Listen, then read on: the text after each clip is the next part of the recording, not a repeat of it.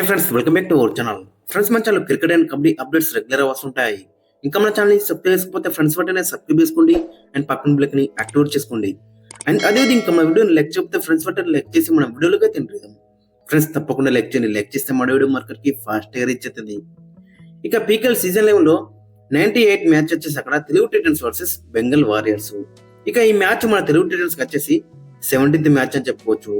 So ఇక్కడ నుంచి అయితే మన తెలుగు టైటన్స్ కి చాలా ఇంపార్టెంట్ అని చెప్పుకోవచ్చు క్వాలిఫై అవ్వడానికి. మొన్నట్లాగా సెకండ్ ప్లేస్ లో ఉన్న తెలుగు టైటన్స్ ఇప్పుడు ప్రస్తుతం చూసుకుంటే 7th ప్లేస్ కి అయితే వచ్చింది. సో కాబట్టి మరి ఇక్కడ నుంచి అయితే చాలా ఇంపార్టెంట్ అని చెప్పుకోవచ్చు. ఇక ఈ మ్యాచ్ మన తెలుగు టైటన్స్ గెలిచింది అనుకో సెకండ్ ప్లేస్ కి వెళ్లే ఛాన్స్ ఎక్కువ కనబడుతుంది. సెకండ్ ఆర్ థర్డ్ ప్లేస్ కి ప్రస్తుతం 7th ప్లేస్ లో ఉంది. టేబుల్లో 16 మ్యాచ్ లో 9 గెలిచింది, 7 ఓడిపోయింది. 49 పాయింట్స్ అయితే ఉన్నాయి ప్రస్తుతానికి. ఇక మరోవైపు బెంగాల్ వారియర్స్ 10th ప్లేస్ లో ఉంది. టేబుల్లో 17 మ్యాచ్ లో 5 గెలిచింది, 9 ఓడిపోయింది. ఒక మ్యాచ్ డ్రా చేసుకుంది. 33 పాయింట్లు అయితే ఉన్నాయి వీళ్ళ దగ్గర.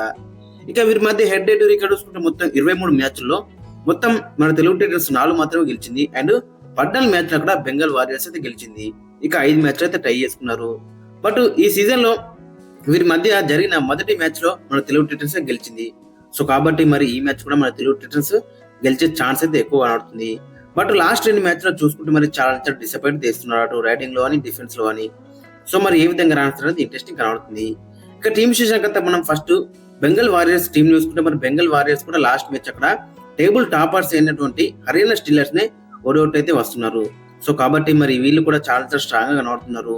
డిఫెన్స్ లో చూసుకుంటే అక్కడ మరి ఫజల్ అట్రచలి గాని, మయూర్ కదం గాని అండ్ నితీష్ కుమార్ ముగ్గురు కూడా చాలా స్ట్రాంగ్ గా కనబడుతున్నారు. ఇక రైడింగ్ డిపార్ట్మెంట్ లో అప్పుడు మనం చూసుకుంటే మరి లాస్ట్ 2 మ్యాచ్ లో మణీందర్ సింగ్ అయితే సూపర్ టెన్స్ అయితే సాధించిండు. సో అతను కూడా ఫామ్ లోకి వచ్చిందని చెప్పుకోవచ్చు. ఇక ఇతనితో పాటు లాస్ట్ మ్యాచ్ లో ప్రణయ్ రాయనా కూడా మంచి కాంట్రిబ్యూషన్ తెచ్చిండు టీం కి అయితే. ఇక ఫైనల్ యొక్క స్టార్టింగ్స్ ఒకసారి మనం చూసుకుంటే అక్కడ Fazel Atrachali captain, Nitish Kumar vice captain, Maninder Singh, Pranay Rane, Mayur Kadam, Siddhesh Thakre and Manjeet. So overall గా చూసుకుంటే మరి స్టార్టింగ్స్ మాత్రం చాలా డీసెంట్ సైడ్ గా మనకైతే కనబడుతుంది. ఇక మరైపు మన తెలుగు టైటన్స్ చూసుకుంటే మరి లాస్ట్ 2 మ్యాచ్ ఓడిపోయి వస్తుంది. గత మొదటి మ్యాచ్ దాకా చూసుకుంటే టేబుల్లో 2nd ప్లేస్ అవుతుంది. బట్ ఇప్పుడు చూసుకుంటే టేబుల్లో 7th ప్లేస్ కి అయితే వచ్చింది. సో ఓవరాల్ చూసుకుంటే మరి లాస్ట్ 2 మ్యాచ్ లో టూ మచ్ డిసప్పాయింట్మెంట్ అయితే కనబడుతుంది అటు రైడింగ్ తో పాటు డిఫెన్స్ లో కూడా. ముఖ్యంగా అక్కడ మనం చూసుకుంటే మరి డిఫెన్స్ లో మాత్రం టూ మనీ ప్రాబ్లమ్స్ అయితే కనబడుతున్నాయి. కన్సిస్టెంట్ గా పర్ఫార్మెన్స్ అయితే మనకైతే కనబడతలేదు. ఒక మ్యాచ్ లో మంచిగా రాణిస్తే ఒక మ్యాచ్ లో టూ మచ్ డిసప్పాయింట్ చేస్తున్నారు. లాస్ట్ మ్యాచ్ లో ఏకంగా సాగర్ రావుల్ 4 అన్సక్సెస్ఫుల్ టైటిల్స్ అయితే వేసిండు.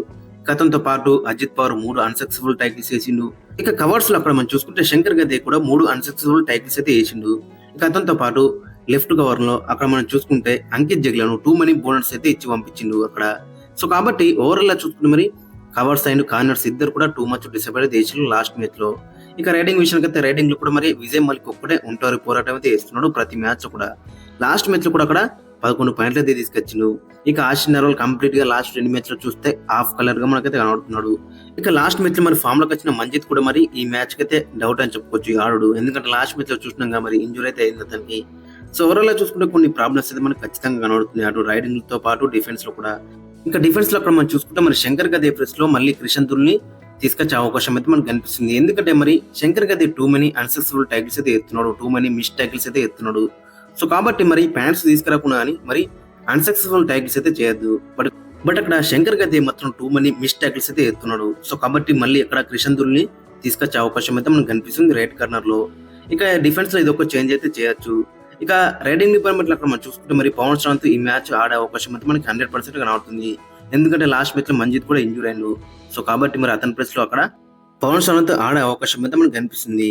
అక్కడ పవన్ శ్రావంత్ 72 మ్యాచ్ ముందే అక్కడ ఫుల్లీ ఫిట్ అయితే అయిండు. బట్ ఇప్పుడు మనం చూసుకుంటే 98 మ్యాచ్. సో కాబట్టి మన తెలుగు టైటన్స్ మరి రెగ్యులర్ గా మ్యాచెస్ గెలుతుంది కాబట్టి అతనికైతే ఇంకొంచెం ఎక్కువగా రెస్ట్ ఇచ్చిల్లు. అక్కడ లాస్ట్ 2 మ్యాచ్ లో అక్కడ మనం చూసుకుంటే మరి అక్కడ విజయ్ మాలిక్ ఒక్కడే ఉంటారు పోరాటం అయితే చేస్తూ వస్తున్నాడు. సో కాబట్టి మరి అతనికి తోడుగా పవన్ శ్రావంత్ కూడా మ్యాచ్ ఉంటే మాత్రం చాలా బెటర్ అయితే ఉంటది. సో కాబట్టి ఖచ్చితంగా పవన్ శ్రావంత్ ఈ మ్యాచ్ ఆడే అవకాశం మనకి ఎక్కువగా కనబడుతుంది. ఇక డిఫెన్స్ లో కూడా అక్కడ మరి క్రిషన్ దుల్ని ఆడించే అవకాశం అయితే మనకు కనిపిస్తుంది. మరి ఈ మ్యాచ్ లో మరి ఇవి 2 చేంజెస్ చేసే అవకాశం అయితే మనకి 100% అయితే కనబడుతున్నాయి. ఫైనల్ స్టార్టింగ్స్ ఒకసారి మనం చూసుకుంటే అక్కడ పవన్ శ్రావంత్ మెయిన్ రెండరు, ఆశిష్ నెహ్వాల్ రైట్ లో ఆడతాడు, విజయ్ మలిక్ లెఫ్ట్ లో ఆడతాడు, క్రిషన్ దుల్ రైట్ కార్నర్ లో ఆడతాడు, అంకిత్ జగ్లన్ లెఫ్ట్ కార్నర్ లో ఆడతాడు, అజిత్ పవార్ లెఫ్ట్ కవర్ లో ఆడతాడు, సాగర్ రావల్ రైట్ కవర్ లో ఆడతాడు. ఇక సబ్స్టిట్యూట్ గా అక్కడ మనం చూసుకుంటే పర్ఫుల్ జాఫర్ అండ్ ఓంకర్ పటేల్. ఏదో ఒక పాయింట్ ఆఫ్ టైం లో మరి వీళ్ళు కూడా ఛాన్స్ అయితే బెటర్ అయితే ఉంటుంది. ఓవరాల్ 7 మాత్రం చాలా డెడ్లీ అయితే మనకైతే కనబడుతుంది. మరి చూడాలి మరి ఏ విధంగా రాణిస్తారు అనేది ఇంట్రెస్టింగ్ కనబడుతుంది. లాస్ట్ 2 మ్యాచ్‌లో చూసుకుంటే మరి చాలా డిసప్పాయింట్ చేసిండ్రు మరి. మరి ఈ మ్యాచ్ ఏ విధంగా బౌన్స్ బ్యాక్ అయితారనేది మనకి చాలా ఇంట్రెస్టింగ్ కనబడుతుంది. ఫ్రెండ్స్ అక్కడ ఖచ్చితంగా అక్కడ మరి పవన్ సర్వంత్ అండ్ క్రిషన్ దుల్ అయితే ఈ మ్యాచ్ ఆడే అవకాశం మనకి ఎక్కువ కనబడుతుంది. ఇన్ ప్లేస్ ఆఫ్ శంకర్ గదే అండ్ మంజిత్. మంజిత్ అయితే లాస్ట్ మ్యాచ్ లో ఇంజూర్ అయింది. సో కాబట్టి అతని ప్లేస్ మరి కూడా పవన్ సర్వంత్ ఆడే అవకాశం ఉంది. ఓవరాల్ గా చూసుకుంటే మరి ఇవి రెండు చేంజెస్ చేసే అవకాశం అయితే మనకు కనిపిస్తుంది. మరి చూడాలి మరి ఈ మ్యాచ్ గిట్ట తెలుగు టైటన్స్ గెలితే మాత్రం ఖచ్చితంగా టాప్ 3 కి వెళ్లే ఛాన్స్ ఎక్కువ కనబడుతుంది. ఇక్కడ నుంచి అయితే చాలా ఇంపార్టెంట్ అని చెప్పుకోవచ్చు మన తెలుగు టైటన్స్ కి. మరి చూడాలి ఏ విధంగా రాణిస్తారు అనేది ఇంట్రెస్టింగ్ కనబడుతుంది. ఫ్రెండ్స్ మరి మీ యొక్క ఒపీనియన్ అయితే కింద కామెంట్స్ అయితే మెన్షన్ చేయండి. అండ్ మీ యొక్క స్టార్టింగ్ 7 కూడా కింద కామెంట్స్ అయితే మెన్షన్ చేయండి.